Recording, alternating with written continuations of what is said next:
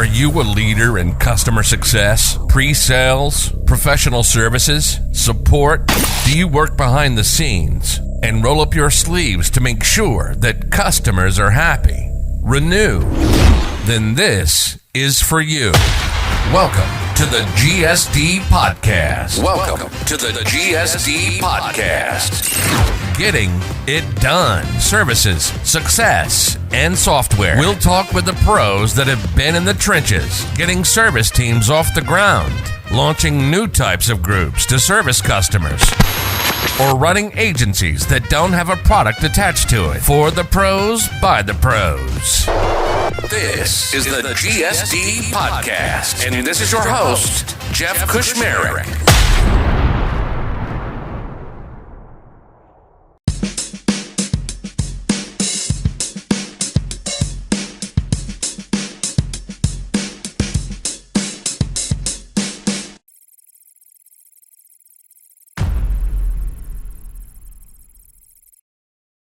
Hey there, it's Jeff. Thanks for dialing in again today. We've got a new series. Maybe we've done a couple of these before, but haven't really highlighted. But wanted to talk to some people who were at the executive level that were dealing with all of the client success issues, but then decided to hire customer success and talk about what's worked and what hasn't worked and everything. So we've got Steve from GrowthLab Financial, an awesome company that does financial as a service. And we talked about a bunch of things. And the big quote we got out of that was, we just want things to be boring again. So that was great. So have a good listen, and I'll try and stop stumbling my words and let you guys get on to the interview.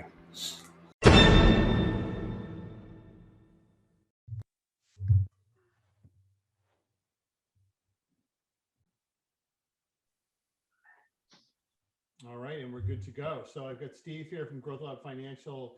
Quick note, I was on your podcast. There's a couple of you and Dan. Yeah, that was fun. Yeah, it was a blast, and that was live too. So that was like, just making sure I wasn't swearing. We've had a few guests that I'll just tell you that was not a problem. Just passionate. We're just passionate people. Passionate. That's right. So, Steve, tell me a little bit, obviously, about yourself, and then I was fascinated when I heard about your company and what you guys do, because it's such a need that's out there for SaaS companies, but not just for SaaS companies and everybody else. It's a great model, one that I've kind of modeled myself a little bit along the same lines of as well too. So you've got the floor, and then we're going to get into some case study stuff and talk about some actual applications of customer success. So cool. Yeah. Well, thank you, Jeff. GrowthLab Financial-as-a-Service, or GrowthLab as we're rebranding. We right now are a finance-as-a-service company, a marketing-as-a-service company, and probably soon to have some more HR services. But like similar to you, Jeff, and I'm pumped with the conversation that we had on our podcast, Raw Take for CEOs, focused on startups, right? Focused on those companies that because Dan and I started GrowthLab in a similar way that you've gotten started. Like, take your experience in larger companies and bring them to the small biz, the startup world, where that experience and that value is just either not present, or you really need to infuse that into the DNA of your customers. Yeah. So that's kind of how GrowthLab got started 8 years ago. Was Dan and I, very different backgrounds. I come out of the startup world. He comes out of more corporate finance, and we joined forces and brought our strengths together to help the startup world, especially in the early days. We've grown quite a bit, but help startup world understand how to manage finances, manage planning, accounting, and be able to have those conversations with investors, with your board, with your team on an ongoing basis. So personally, I came out of the startup world in Boston, Cambridge, and have just enjoyed being able to help lots of companies grow and scale. Yeah, it hasn't. Well, I was gonna say it's changed a lot now. If you haven't been to Cambridge recently, but just a lot more restaurants, I would say. It's amazing. I had not been in Boston in so many months. I've driven through it so many times, but it's amazing how much has changed over the last. Well, what happened was that all the startups were in Cambridge, and then suddenly it's Google, Microsoft, and then a couple other big ones. Yeah. And then suddenly Boston became the startup place again, where you've got all these office buildings where it's crazy. So awesome. So yeah, just a quick note on that recap. I really liked it because it really emphasizes the fact that, startup founders, they go out, they get money, and if it's their first time through, not even if it's their first time through, they might know how to get the product, like they get built or get the dev people, but then it's everything else to run the company, right? And Yeah. For me, it bumps into like, okay, now we've sold some stuff. What happens now to the customer? And then for you guys, is probably coming in even a little earlier because they need all these systems in place. Yeah, I find that I would mirror that. Raising money is number one, because if you don't raise money, you can't continue, right? Yeah. Either the founder cannot personally continue without a paycheck, or there's just you can't move forward. But so often it's kind of playing catch up after that. And I say some of our best customers are the ones that have been through this before, right? Because they know their strengths, they know their weaknesses, they know how to assess the people around them, right? So whether it's customer success or whether it's finance, if they know what they don't know and what they do know, they know when to lean on you and how to leverage outsourced providers, right? But our job is not for those customers, because those are the ones that are just easier to work with. But it's those that don't, it is their first rodeo, and they're navigating this for the first time, and it's a challenge. Because whether you've been in big business, small business, now you're running a business, all the different aspects of it, from HR to capital raising to reporting to board management to customer management, it's a lot. Oh yeah. Is there a place where you stop where you're sort of like, we're tapped out here, you need, like, you guys are going public, you need something else, or do you just kind of try and ride with them straight through to an event? Yeah, good question. Our job is to help them grow, and we know that we will work ourselves out of a job. That is technically our job. And the good thing that I like about our business is that we have the bookkeeping, controllership, FP&A, CFO, tax. We have a lot of different touch points with the customers, and all under one roof, which is makes for good efficiencies.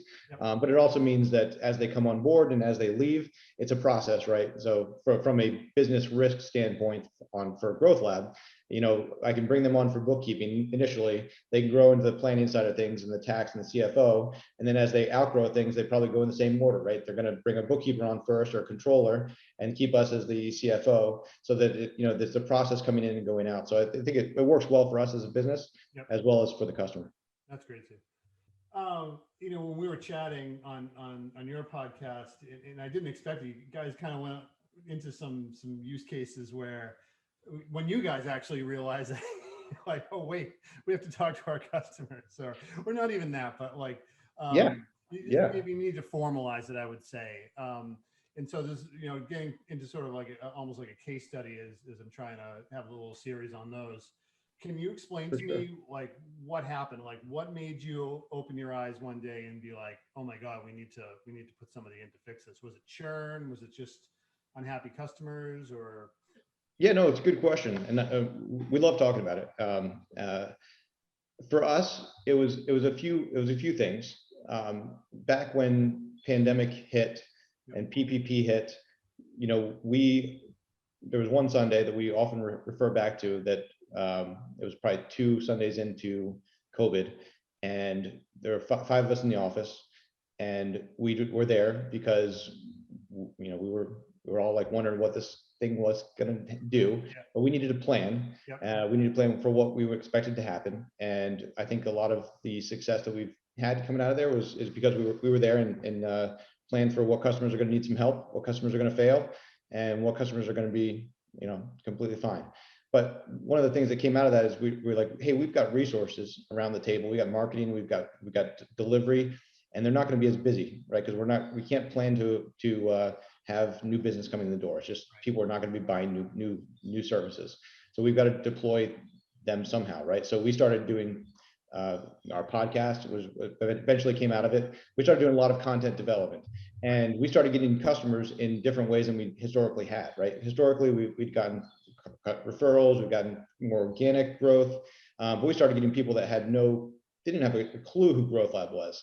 So their expectations coming in were a lot different, right? They didn't, oh, this is I've got the experience with my friend over here who used them before. So their experiences were like, they wanted a lot more, right? Yep. And I think if I can trace back to one customer that was a great fit for us, but it was an ideal customer, came in from straight up marketing, yep. But it was not that initial customer, right? So kind of translate this to like startup world or SaaS world, right? You got your first few customers and like, you know them well, they know you well.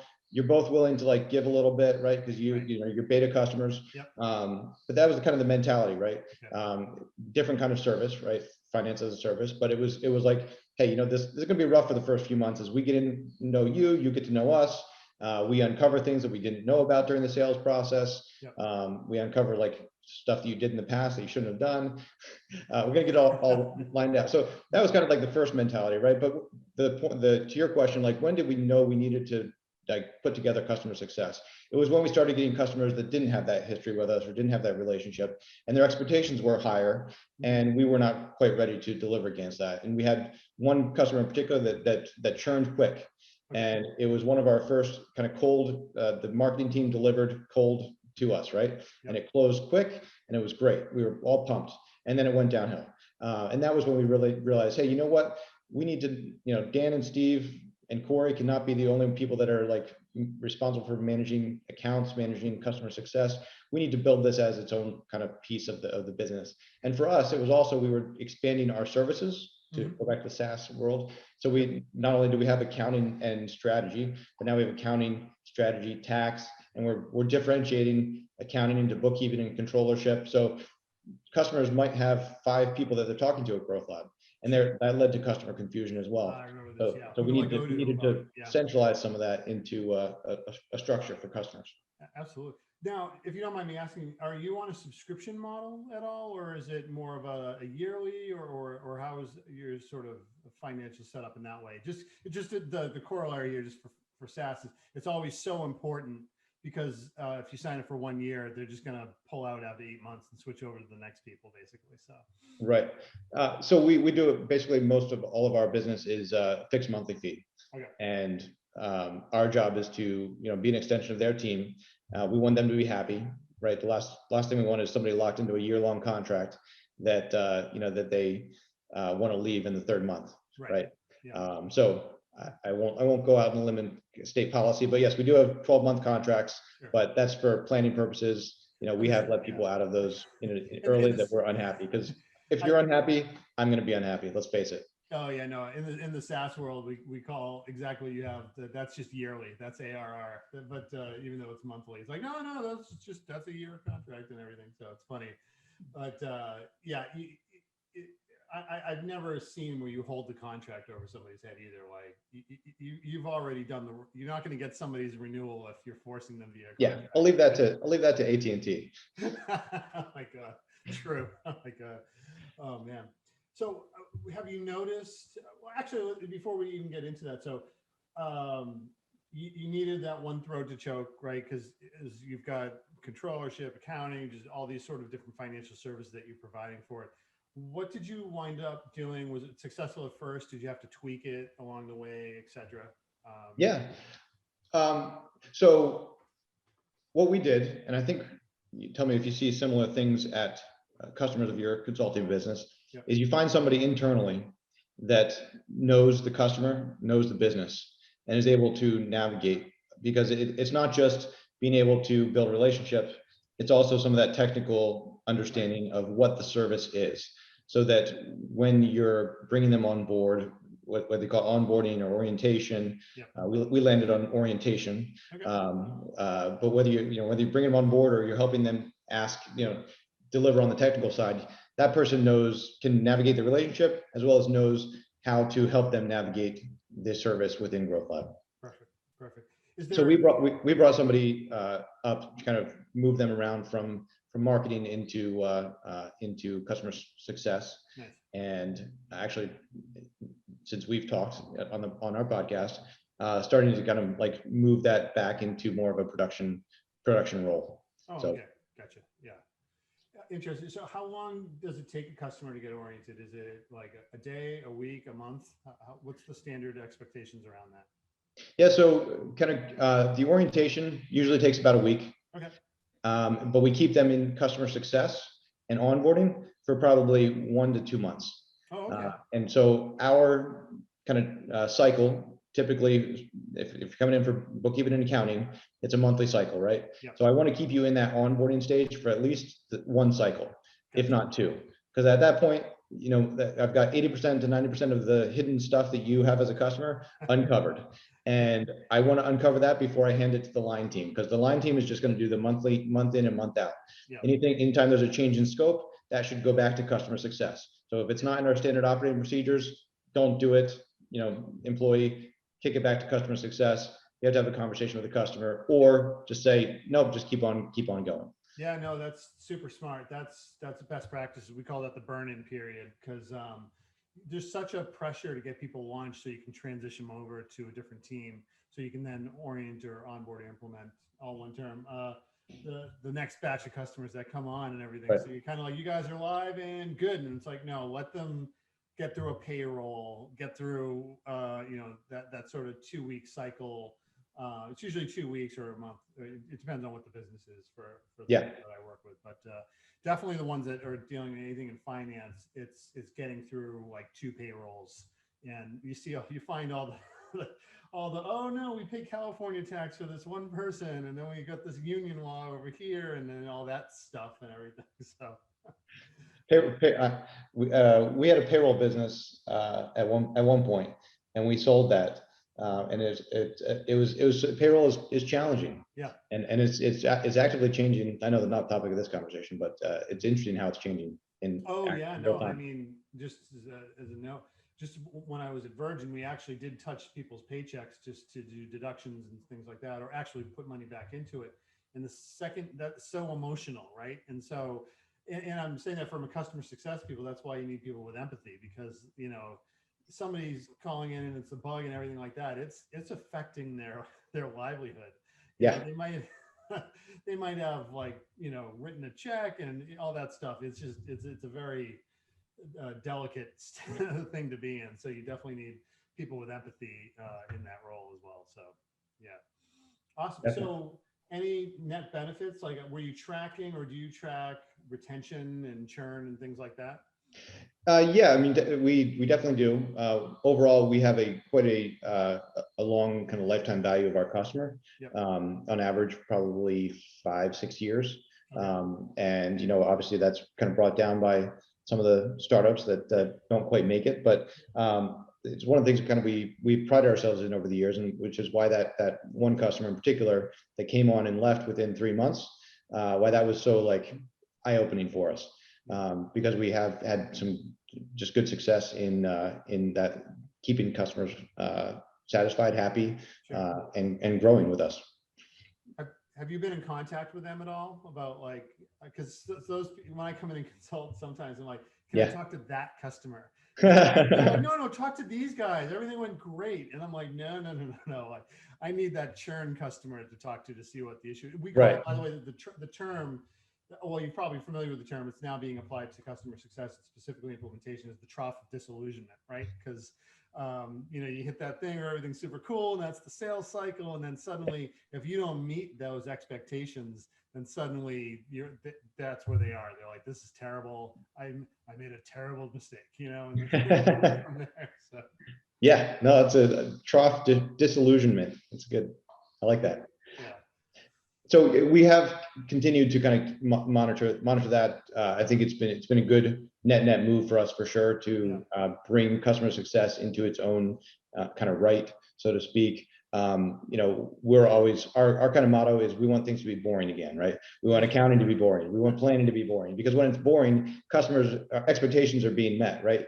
It's when you're putting out fires, that's when expectations are going up, highly volatile, right? Yes. And so we want everything to be boring again. I feel like for us, customer success is getting boring. And there's you know, Corey might listen to this and be like, screw you, Steven. It's my days are not boring. But you know, he's done a great job of standardizing things, establishing communication from our team to the customer, from the customer to the team. So people are kind of more attuned to how we need to deal with customer success, to the point where we can bring other team members in and say, here's the process. And it doesn't need Corey at the top. It can have our ops and guy who does a great job managing customers. Yep. But he's not as much in terms of like blue sky thinking, right? That kind of mindset now is where we can bring some of this customer success and say, here's the process. Let's just do it. Yeah, and two things. First of all, I think you coined the podcast title with "Make It Boring Again," which is fantastic. So, but I totally know what that means, because like it's your hair's on fire all day, every day for these startups if they don't have this problem solved. And for project managers, because I think customer success is part like account management. We've had this conversation. Yeah. Part project management. I think some project managers live on that, live on that fire, right?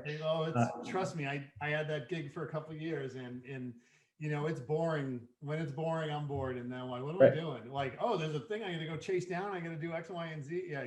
Well, interesting on that note. I'm not sure if it came up in our podcast, but when I usually come in for these startups, people are doing everything, right? Customer success is everything post sale. So Zendesk tickets, implementations, chasing down, product features, because the roadmaps, been promised. And then, when do they find the time to do the QBR and the good customer success stuff? And so that's actually one of the first things I do is like, let's try and decouple these roles, because also for scaling purposes, since I'm on my soapbox, CS resources, they cost a certain amount. And if you're going to go 2X in a year, and you've got 4 people and you're looking at 8, you're like, oh my God. But let's take a look and make sure that they're only doing the most valuable work. And the project management aspects, you can get some lower cost resources. I'm not saying they're, bottom of the barrel, but there's some people that can come in and manage a project and make sure that everything goes off smoothly and chase stuff down so that your CS people can do that more valuable work. No, I think it's so interesting, because where my head's going right now, Jeff, is there's 2 ways to make money, right? You leverage people or you leverage capital, right? And what you're just talking about is leveraging people, right? The reason you need customer success is the founder can no longer be the person that's doing everything. And so they need to bring somebody else on. They need to bring somebody else on that has that higher level of customer success. They cost a certain amount of money, so that they can try to establish processes and try and make it boring, so that you can bring somebody in that's more entry level to manage the Zendesk tickets and only, run 2 of them up the flagpole out of every 10 instead of 10 out of every 10, right? That's leverage. And and then you get to the point where for small startups, and I've got a customer that's like going through this in the last year, they're a small team, but they got a lot of potential, and they don't have the management framework or that organizational structure yet to be able to manage those like entry level people, right? And so that's the challenge, right? Is trying to bring on and not spend too much money, keep your burn down, but bring on high enough level people that can establish management framework so that you can bring lower level people to do the work. Yeah.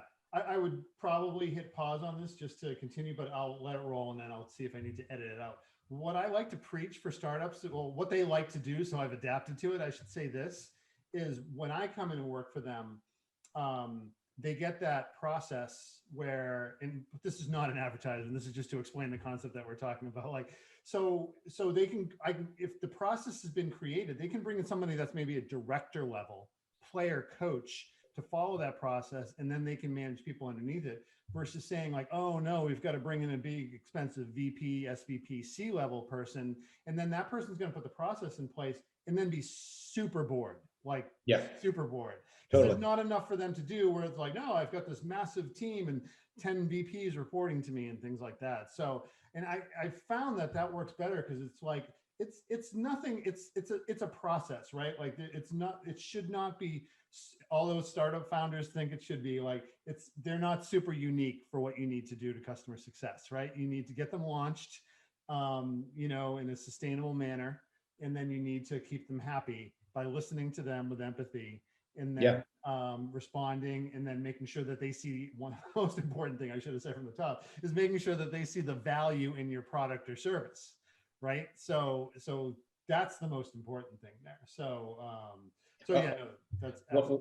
One soapbox thing. I think what founders don't typically do is they do their financial planning and they do their product planning, but they don't do their org structure planning. And I think it's important to say, in 5 years, here's what I need my customer success department to look like. Yep. And if I want to be there in 5 years, here's what I need to do to get there, right? Because in 3 years, I can bring that VP on. Yes. But in this year, I just need to bring on a director. Absolutely.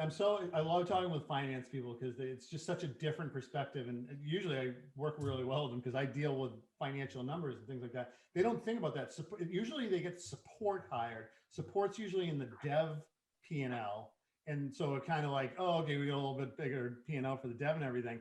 Right. And then like, literally you see like, okay, we can spring out like 80K, right? And you're like, okay, do we hire one resource? Do we hire 2 40K resources? Like, what do we need to do here? And then, you know, you have to kind of prove to them, like, since we're talking finances, right? Like, what's your average, sale, right? What's your normal average ARR to be, right? Like, or your monthly, right? So let's say customers 100K a year, or even better, startups are 50K a year, and you're losing 10% of them. Okay. Well, then you get some easy math there saying, if we can even save a 50% reduction from that, you should at least spring out 200-300K to break that. Is my math good on that one? It's not. I'd have to spin up a spreadsheet, but for all those of you taking notes, I'm not the math expert, but spreadsheets I'm running life and everything. But yeah, that's a great insight that you provided there from yeah, we've definitely doubled down on customer success and tried to make it boring again for us. And I think for our customers, it's helped us see kind of some of their challenges in a different way. From me personally, at least. That's awesome. And so has it gotten boring again? It's getting there. Yeah, actually, this week we had some of those conversations. It's so funny, like, cause usually I'm sorry, I laugh because it happens like on a weekly basis. You have these stressed out teams, and I'm like, you're going to wake up in 6 months, 3 to 6 months from now, and you're like, remember how terrible it was in March? Like, that was terrible. It's not terrible anymore. You're going to be bored. You're going to be like, oh, I got another meeting. So a couple of quick things before we wrap up. Are there any things you would suggest not to do? I think it's a really strong strategy to hire your first customer success person internally. Okay. So I would say, for me, I would always say, look internally first. I love that. Yep. Secondly, on that same line, if you don't have anybody internally, look, try and poach somebody. So like, you need somebody that knows your business. Yeah. You don't need somebody that knows customer success. You need somebody that knows your business. That's more important than like project management, account management, in my view, because they're going to be able to be more successful if they know your business. That's I was on a panel yesterday where that exact same thing came up, and there was a startup founder, and he was debating that exact thing. And he's like, I just want somebody to come in who's passionate about this space. And then the alternative viewpoint was, you need somebody who's really good at customer success. But if you're on fire and then they don't know the industry, oh my God, it takes a while. A couple of my customers, they're in their 6th month and they're still trying to like understand the use case. Why are they using our software? Like, they get the basic marketing bullet points, but not that like, I've lived this life, I know your pain, so I'm going to make it better. No, that's a great point. That's awesome. All right. In terms of what else not to do, it's a good question. What else not to do when you're starting customer success? Yeah. Is that, how do you? I'm curious how you answer that question. While I give it two seconds of thought. Okay. Yeah. Sure. I mean, sometimes people say we just need a better tool, right? No. Yeah. Right. Like, what tool should we be using? It's like, okay, well, do you know? Okay, so then it rolls back, like, don't focus on tools, focus on the process, right? So if you are a sustainable business, and again, soapbox stuff, but it should be kind of like a little waterfall-y, like you can show it in a nice little spreadsheet, like maybe a little Gantt chart, like this happens and this happens. Maybe they're not all linear, but at the end of the day, we'll hit this 30-day mark and everybody's going to be happy, right? So if you haven't flushed out like what your actual onboarding steps are, like, that needs to be number one. But everybody focuses on tools. What you said again about domain knowledge is the other thing. The other thing I say is also focus on the pre-sales process, right? are you qualifying the right customers? Because if your churn is because of you're bringing the wrong customers on board, just adding CS isn't going to help it. So, you know, if you're selling this big enterprise thing and everybody's coming in at like 5K a month, then you can't sustain it and they're churning because they're not seeing the value in it and you're very commoditized. Like, you've got to qualify better. So that's the other thing. Like, look for the other areas. Are you bringing the right customers on as well too? Yeah, I think I would second that. And from our own experience, it's better to reduce the number of customers you're bringing on board. Like, get rid of those customers that are not a good fit. Yeah. When we're all starting out, we just take revenue, right? Right. But it's better to call your pre-sales, right, and not bring on as many customers. Do that before you start customer success. Otherwise, you're just giving them something that's already kind of going downhill. Oh yeah, I was shocked. The smartest board member I've ever seen was at a startup about a year or two ago, and the company had hit that point where they took a ton of revenue and they pivoted and they moved upstream, and they were constantly getting churn from these mom and pop shops, basically. Which, nothing against mom and pop shops, but they're just like, well, we're not seeing the value, because they're like, okay, we're not going to charge 5K a month now. We're going to charge like 15 because that's what it looks at. And they were actually seen as being cheap, and people weren't signing up because it's like only 5K. A little perception of value issue there. And so the board member said, anybody that is of these facets or these sort of variables here, don't count them as churn, because we need to flush out these customers. So if you have all these people dropping out because they signed up for $1,000 a year and now we're charging X, Y, and Z, it's not churn. Track it, but like we don't want to see that as net negative churn. And I was just like blown away. Like, they're basically saying, don't focus on these people. Call them up, be friendly to them, and say, hey, listen, this is the deal, but like, one end on a good note, but we're going in a different direction, and we very much value your business and everything. So I had never heard that before, and I was like, that is super smart if you could pull it off. But they had way too many of these smaller non-tier people they wouldn't be selling to anymore. They would never be qualified. It was the same product, but it was a different product. Yeah. And I think you need people that are further, have some perspective on your business, because when you're in the business so much, you're like, I'm just selling the same thing. I'm just charging 3 times as much for it. And yes, you are selling the same, then you're charging 3 times, but because of that, it's a different customer persona. And therefore, if this was a SKU product, it'd be 2 different SKUs. Right. And so don't think of it as churn. It's smart. Like, we can have churn on the old product and churn on the new product, but they're 2 different metrics. And we're expecting churn on the old product to be 100% in 3 months. Exactly. Because we don't want that customer, right? Yeah, exactly. And they said 1 year, like in this year, this is what we expect to see, and then after that, we'll focus back on that. So those were my sort of quick hits. Is that it's not always the obvious thing. Everybody thinks it's a bad person or a bad tool, and then sometimes it's you got to kick over some rocks to figure out some of the real issues. So. Yeah, I think those are some good nuggets. I'm a big proponent. Like, tools don't make change. They can enable it. They don't make it. Yeah, absolutely. And also too, like everybody wants to really operationalize the CS function, and these people are busy, and you should be looking at tools to reduce the workflow. So I keep seeing posts like, oh, what's in your CS stack now? And I'm like, oh my God, like it should be like the CRM, maybe something else, but not all these bells and widgets and tools and things like that, because otherwise, if you're spending too much time doing data entry and you're just taking time away from focusing on your customer and stuff. So yeah. Totally. Great.